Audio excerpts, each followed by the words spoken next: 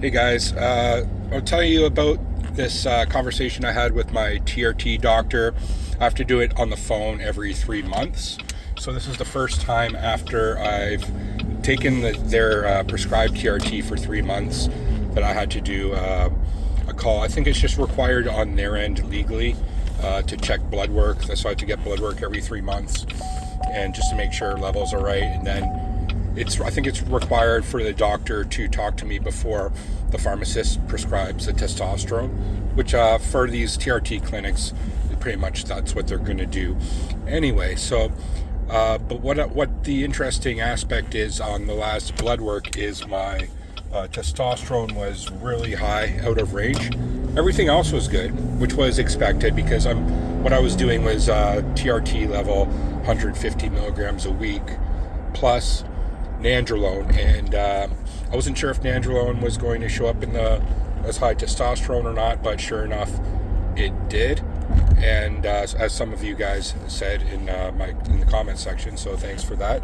So the funny thing is, when I was talking with her, I knew this was going to come up, and she's like, are you taking anything else, any other medications? And I said straight off the bat that yes, I'm taking nandrolone, which is, she knew what it was, but it's it's a testosterone related steroid that I take for joint issues. So I take 100 milligrams a week. I was really taking 150, but I just said 100 just to make it seem like it was low.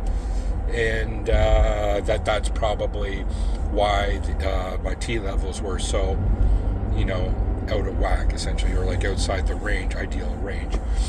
So interesting enough, but I didn't know how she was going to react to that fact because maybe I shouldn't have said it, because TRT clinics, I think legally, they might. This is only for TRT only. This isn't for. She isn't prescribing testosterone for HRT and such. So there's a bit of concern there, but she was pretty understandable about it. She says, "Look, we experience this all the time at our clinic, things like that happening. But I just want to let you know that we are a TRT clinic. We're not we're not prescribing steroids," and that's just their disclaimer. So legally, they don't get themselves in trouble, but really they don't give a fuck. So essentially, they gave me two vials, which are bigger vials than I'm used to. It's 100 milligrams per milliliter of testosterone, and on the last prescription, I only got through 1.5 vials. So there's still a half vial left, which is still a considerable amount, and I'm already getting another shipment.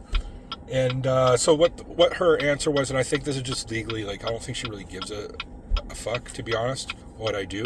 But she's like, we have to dial down your dosage a bit. So instead of doing 150 a week, do 120 or something around that, right? So I'm like, okay, but here's the ridiculous part about it. They're still giving me the same amount of testosterone. So it's just their recommendation. That's just legally what they have to do based on the blood work. But really, these TRT clinics, I don't think they really give a rat's ass what you do. They expect, men are going to be doing HRT and do higher levels of things. But going into it next time, I don't want to make that mistake again.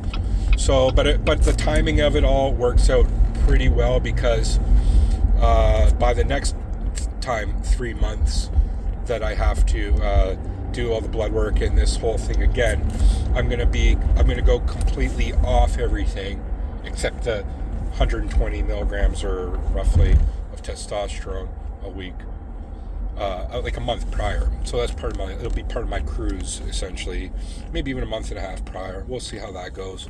It's not like I'm doing a huge cycle anyway, but since I'm getting a lot more testosterone, I already have a half vial. It works out pretty well because I can use the prescribed testosterone to bump up the dose a bit. So I'm actually going to do more like 300 milligrams a week for the next 2 months or a month and a half or so.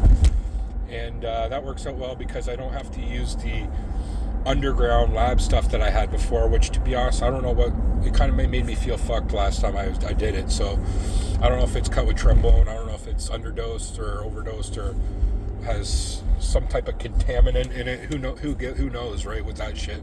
I heard lots of things lately that there was the Masteron and Primo and Armageddon, you're going to call it that, everything is shortage of those. But I think it's across the board as far as steroids go. These labs that are making it in China, for some reason, maybe even the testosterone is not great. So I'm glad at least I got onto at very least getting clean testosterone. That's like for me a big sigh of relief. But then adding things like nandrolone and whatever, it's just a matter of getting a good source. I tested the source, so it does contain nandrolone to some degree, and to be honest, when I went on it, I got great results. So I believe that it is, the nandrolone at least is legit.